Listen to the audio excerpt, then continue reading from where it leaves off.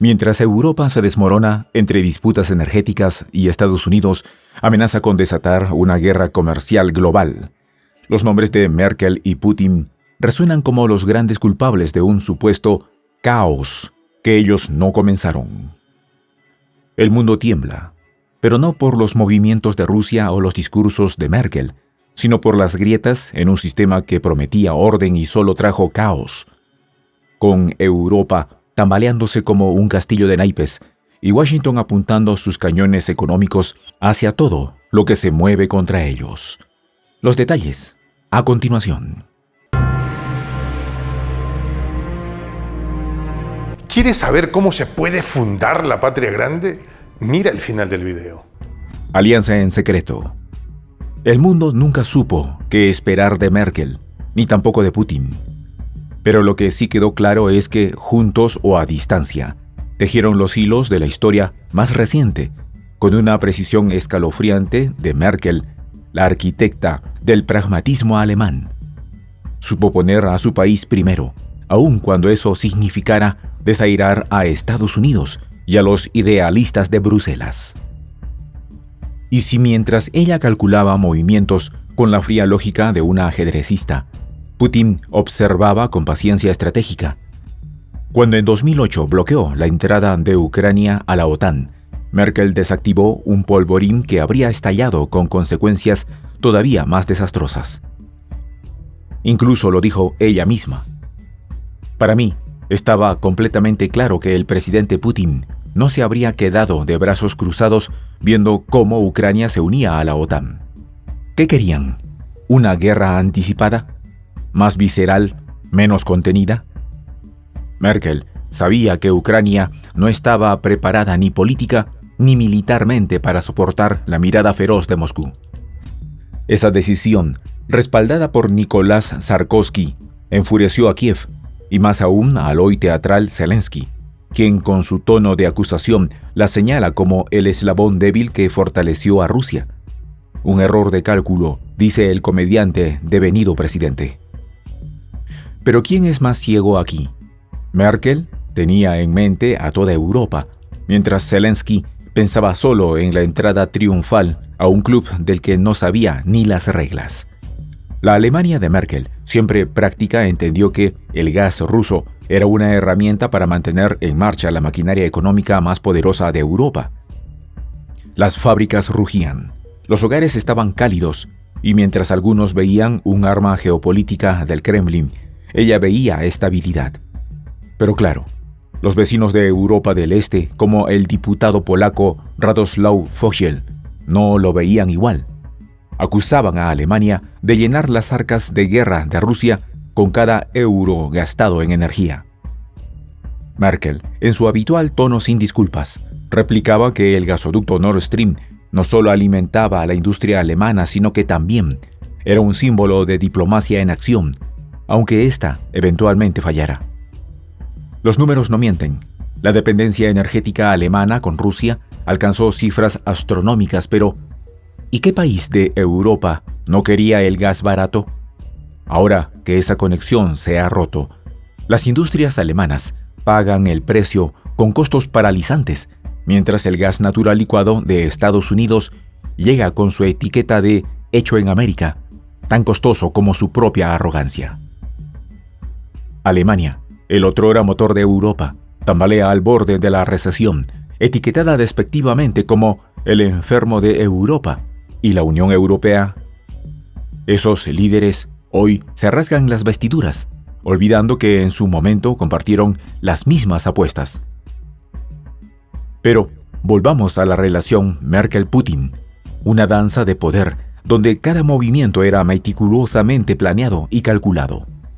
Putin, por su parte, no era menos calculador.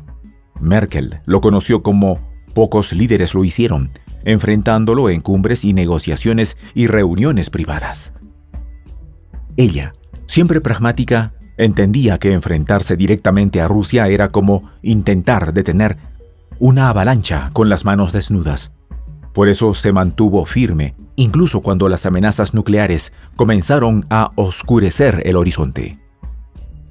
Rusia es la mayor potencia nuclear del mundo, admitió Merkel, en un reconocimiento claro de que Rusia, en cualquier acción, pudiera generar gran devastación. Mientras tanto, los halcones de la OTAN en Europa del Este y los siempre beligerantes estadounidenses no entendían esa estrategia de contención. A ellos solo les interesa la confrontación. Pero Angela sabía que si el conflicto escalaba, sería Europa, no Washington, quien pagaría el precio en sangre y ruinas. Hoy, mientras los ministros de defensa de Reino Unido, Francia, Alemania, Polonia e Italia se reúnen para discutir el deterioro en las líneas del frente de Ucrania, el eco de las decisiones de Merkel aún resuena en los salones del poder. Y entonces llega Zelensky, con su dedo acusador y su narrativa de héroe, olvidando convenientemente que Merkel no tenía una bola de cristal, pero sí un entendimiento claro de los riesgos que implicaba el ingreso de Ucrania a la OTAN. ¿Podría Ucrania haberse salvado? Tal vez. Pero ¿a qué costo? Con una OTAN que en 2008 estaba más interesada en exhibir músculo que en planificar estrategias realistas, y con un Estados Unidos que siempre actúa como si su poder fuera ilimitado. Merkel hizo lo que debía. Ahora, retirada en la tranquilidad de su vida postpolítica, Merkel sigue defendiendo su legado. Su libro Libertad llega como un intento de poner en perspectiva sus decisiones mientras Europa enfrenta las consecuencias de su propia miopía estratégica.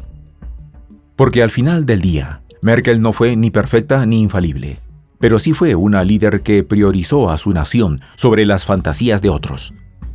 Putin lanzó su respuesta a gran escala justo después de que ella dejó el cargo. ¿Coincidencia? Difícilmente. Tal vez entendió que con Merkel fuera del tablero, Europa era un oponente más débil. La ironía es que los mismos países que hoy la critican fueron los que en su momento también buscaron lazos con Moscú. Matteo Renzi, ex primer ministro italiano, lo resume perfectamente. No se puede atacar a Angela por las relaciones con Rusia.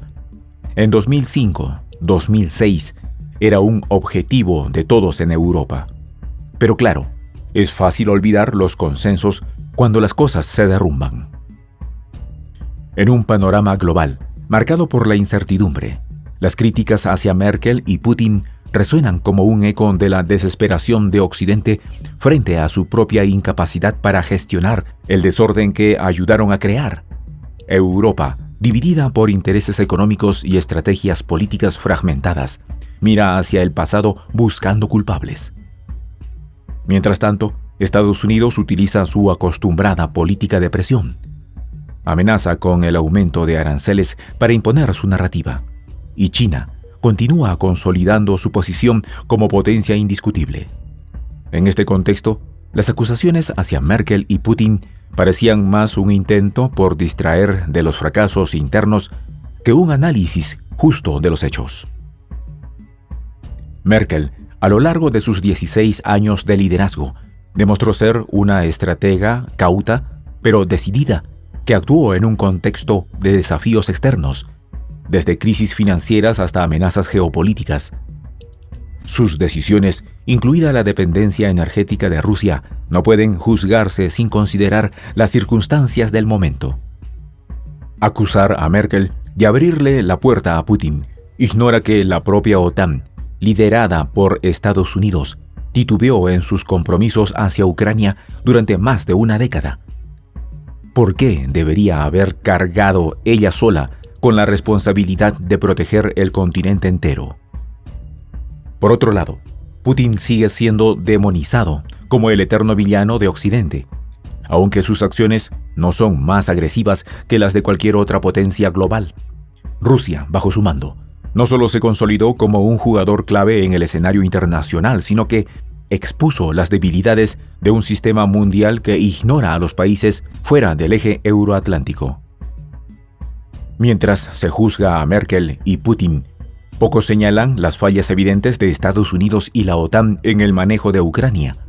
Desde 2008, cuando Merkel bloqueó la entrada de Ucrania a la OTAN, Se tejieron muchas teorías conspirativas que la presentan como una aliada secreta de Putin.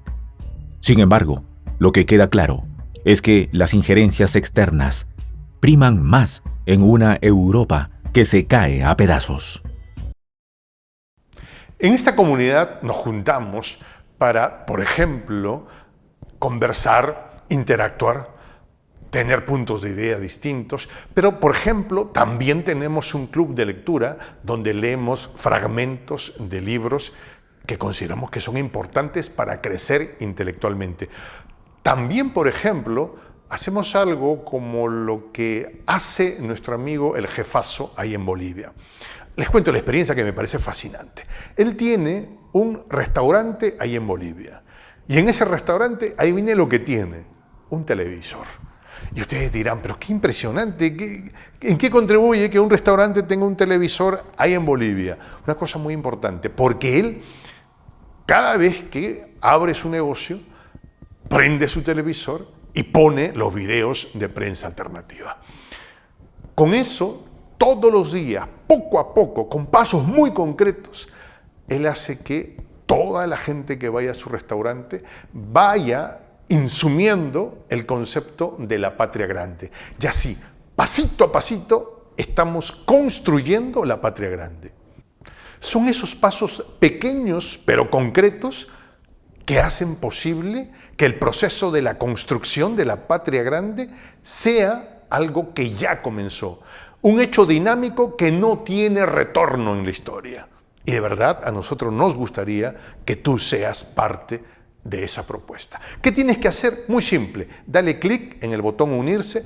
De hecho, al hacerlo también contribuirás con una pequeña cantidad de dinero que permitirá que Prensa Alternativa produzca más y mejores videos. De verdad que te esperamos.